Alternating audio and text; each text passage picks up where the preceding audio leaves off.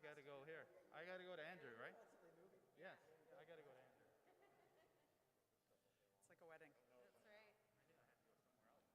That's right.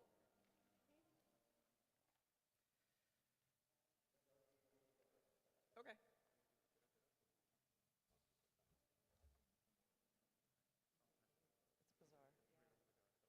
We did this, like, I want to say June of last year, like almost a year ago, at the aquarium. And they made us go in, were you there? They made us go in the back door of the aquarium and through the aquarium. It was all pitch dark. You're walking through all these fish, and there's just no one there. It was really weird. Yeah. And you spoke to one camera, and they're kind of, okay, bye. Fish. My fish. Yeah, it's very strange.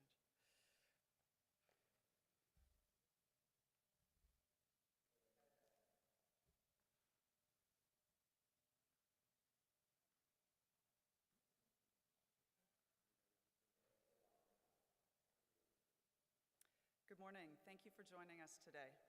My name is Lindsay Broadhead, and I'm Senior Vice President of Communications and Public Affairs at the Toronto Region Board of Trade. I've had the great pleasure of being part of the team representing the more than 11,000 members of the Toronto Region Board of Trade and serving as a voice for our region's business community. Our role is to serve as a catalyst for change and listen to our members to ensure the Toronto region continues to grow as one of the most competitive and sought-after business regions in the world. When restrictions have eased, we've seen that we have the right ingredients in place for a strong economic recovery. The data shows us that. Businesses are becoming more confident that we are past the need to rely on restrictive measures like lockdowns to manage the virus. There are many reasons for optimism when looking forward. To realize the full opportunity, we must, where it is safe to do so, remove restrictions that are no longer needed.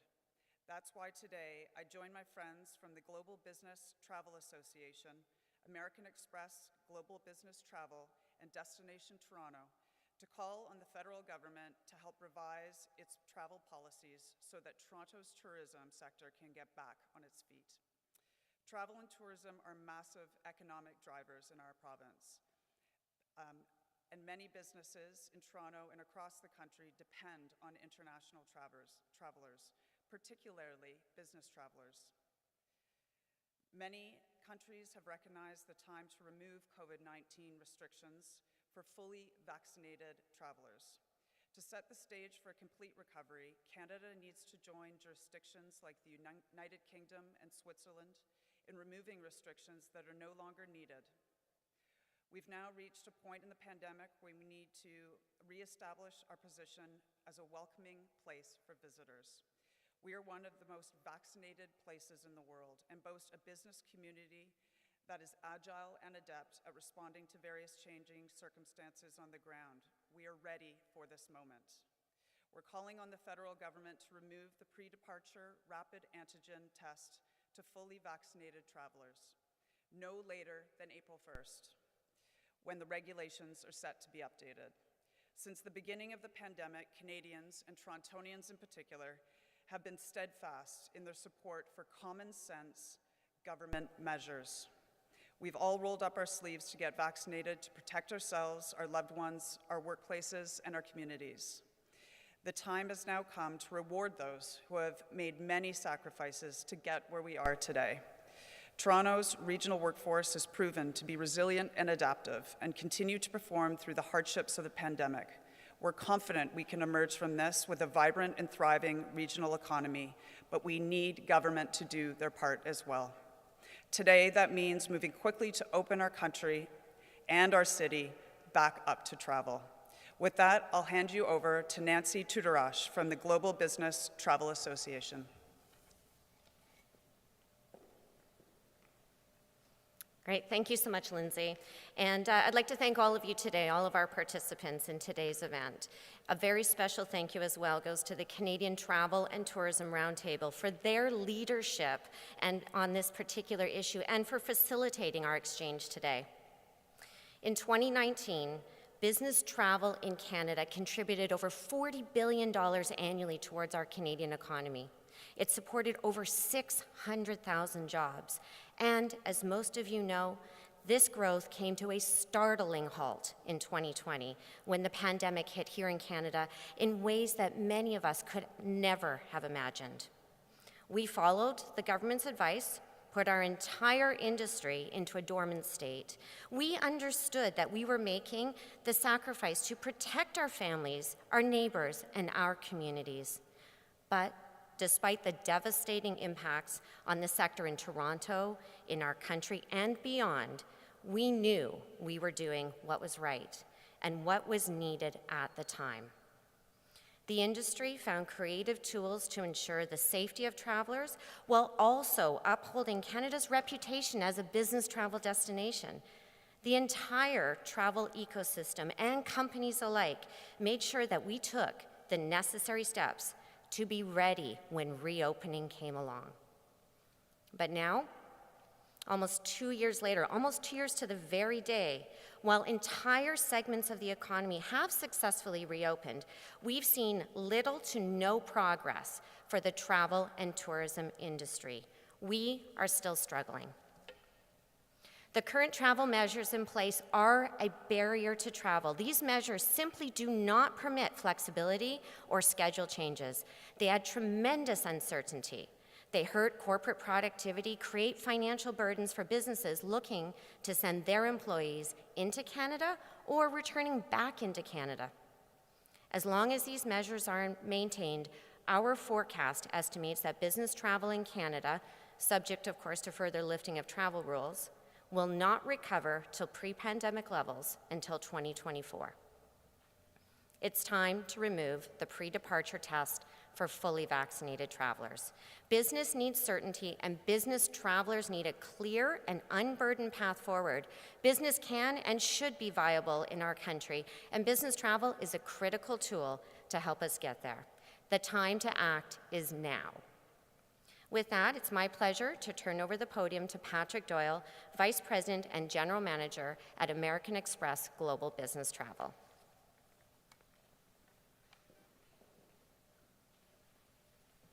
Thank you, Nancy and Lindsay. First, I must echo the sentiments brought forward by the two of you. The impact of the pandemic on business travel is nothing short of catastrophic, and the current travel restrictions are limiting our ability to bounce back. We saw some progress with the removal of the pre-departure PCR test requirement. The switch to antigen testing has not had an impact on business travel bookings. In 2022, there's no scientific reason that justifies travel being singled out as the only activity requiring testing. The COVID-19 pandemic and resulting economic crisis have made for an incredibly challenging business environment. Toronto is an international hub and world-class destination for big conferences, meetings, and events. Big conferences and events fuel the local economy and support the tourism in the city. Toronto is currently being overlooked for international events and conferences by organizers because of the indecisiveness around what could happen in the city, and future events are being planned elsewhere. As for example, in the last 2 years, more than 400 big conferences and events have been canceled in Toronto. This represents billions in losses for hotels, restaurants, and other segments of the tourism industry. And without these events, business travelers are just not coming to Canada. While rapid antigen tests are less expensive and more accessible, they pose a cost to travelers and promote a degree of uncertainty. Large conferences and events want to have their confidence that business travelers will be able to come to Canada. The current restrictions do not provide that certainty. The pandemic, vaccination status, and available science has changed. So too should the response and measures to keep Canadians safe while allowing travel and tourism to reopen. As we enter this new phase of the pandemic, we are calling on the federal government to lift the remaining travel restrictions and reopen Canada to the world. The time is now. I will now like to turn things over to Andrew Weir, the Executive Vice President of Destination Toronto. Good morning. We have seen the immense impact of the visitor economy on our destination. We see it when it's not there.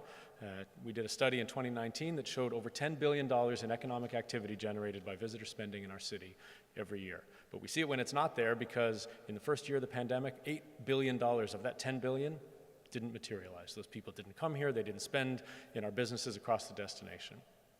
In the second year of the pandemic, over $5 billion in unrealized economic activity. So we've seen the impact when it's not there, but we have seen the impact when it is there. When our visitor economy is running at full speed, that's over $10 billion in economic activity every year. And tourism is an export sector.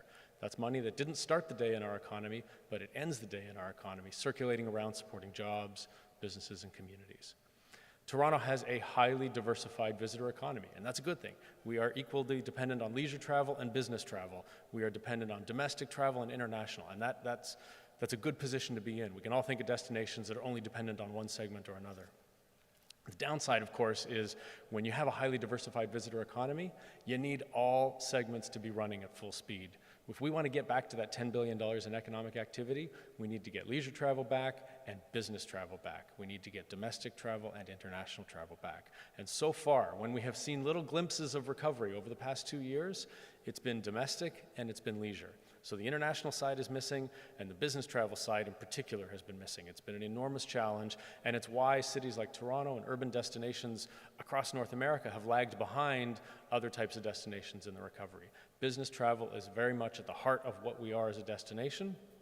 It is a driver of the economy, and as you know, some of my colleagues here this morning have said, it simply hasn't even begun to return yet.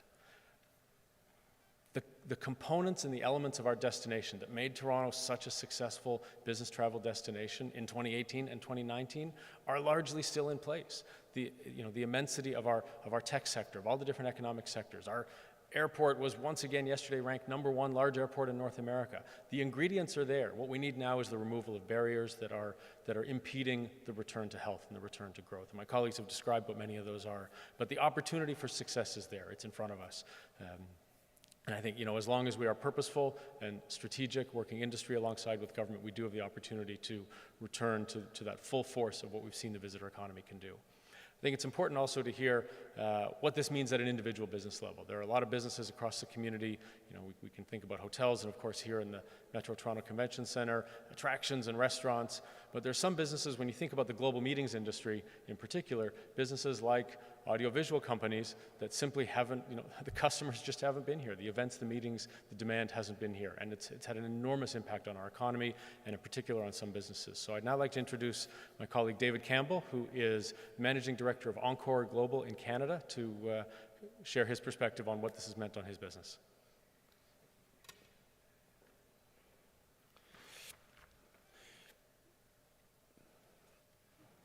I just have some prepared comments that I will refer to, and before I begin, I just want to thank Andrew, obviously, for introducing me, but also like to thank the Canadian Travel and Tourism Roundtable for inviting Encore to participate in this critical news conference. For those of you who are not familiar with Encore Global Events Canada, we are a group that executes thousands and thousands of events in Canada and worldwide. We, in fact, are the largest in Canada and throughout the world. So many of the significant events and conferences that Torontonians are accustomed to seeing, such as concerts, award shows, performances, and especially business events that happen actually in a great place like the Metro Toronto Convention Centre, for example, were virtually non-existent over the past 2 years. Our business, like so many, was decimated by the COVID-19 pandemic. Due to the nature of our business, where meeting face-to-face is critical to our success and our volume, we were unable to pivot all of our work to virtual events. This resulted in our business essentially being reduced almost nothing. Before the pandemic, a significant portion of our business, particularly here in Toronto, was driven by corporate and association travelers. These are customers meeting in Toronto for big events, big conferences, who typically meet in large hotels and convention centers throughout the city. These events are successful because of people visiting from outside of Toronto. When people stop visiting, obviously these events stopped as well. And you've heard from my colleagues describe some of the details surrounding that. For us, in our company, this meant multiple waves of layoffs and shutting down of our facilities. As we enter a new phase of the pandemic, one defined by low rates of hospitalization and mass vaccination, We would expect that this type of business would have started to return faster, but sadly, that's really not been the case so far. While the world is opening up around us, what is not reopening fast enough is business and association travel, as I described. My colleagues who already presented are steadfast in their request and asking the government to remove the remaining travel restrictions so that businesses that relied on these travelers can rebuild. You must all understand that these large groups, as you've heard before already from some of my colleagues, drive so much investment in the local economy, creating jobs and wealth throughout all sectors. And these events, in some cases, are also planned years in advance. So my ask here today is planning won't start until the barriers disappear and the narrative changes. We have to tell the world that we're open and ready for business. In order for business like ours to turn around, for us to rehire all our laid-off workers, for us to begin growing again, we need the federal government to immediately lift the remaining travel restrictions, including all pre-departure testing requirements like the rapid antigen test. Please remove this constraint as quickly as possible and we'll get back to business, because meetings mean business in Canada. And now I'd just like to turn it over to Lindsay, and thank you for that.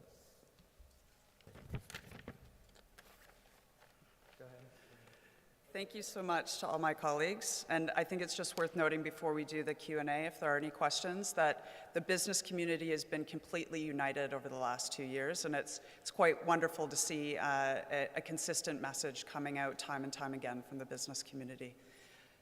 Are there any questions? Thanks, Lizzie. I'd like to turn it over to the operator.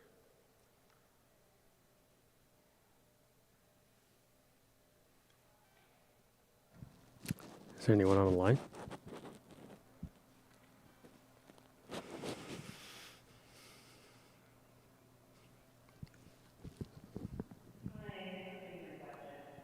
Can you expand on how business travelers are particularly impacted by the pre-departure rapid test? Absolutely. I think I'll hand absolutely to Nancy. Thank you. Yes, certainly. The business travelers have a tremendous complexity when it comes to organizing their trips, ensuring they can stay focused at their business at hand. And while we certainly appreciate the move from the PCR to the rapid antigen test, which is a little bit easier to get, a little less expensive, at the same time, it is another burden to business travel. It's another layer that makes it very difficult for individual business travelers to ensure that they're focusing on their business, that they're able to stay completely in tune with what they need to do to be productive. And at the end of the day, it takes a lot of time, effort, resources, management of time to be able to source out and secure those tests. So business travelers are definitely affected by a PCR test or rapid antigen test. And our ask is that this layer, this burden is removed. Thank you. Thank you.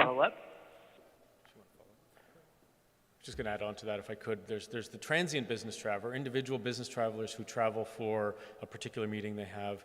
But then we also work with meeting planners that are choosing a destination for 5,000 people to come at one time.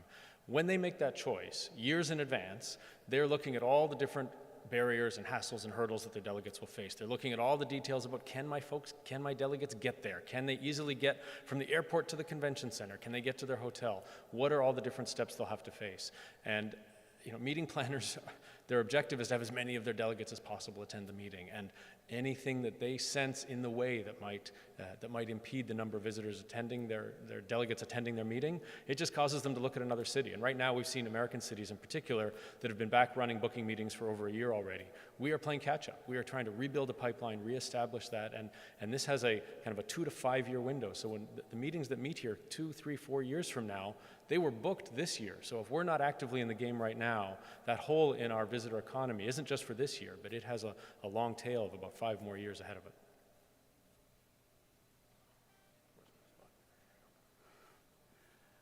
Are there any other questions? Any other questions? Great, thank you very much. Thank you.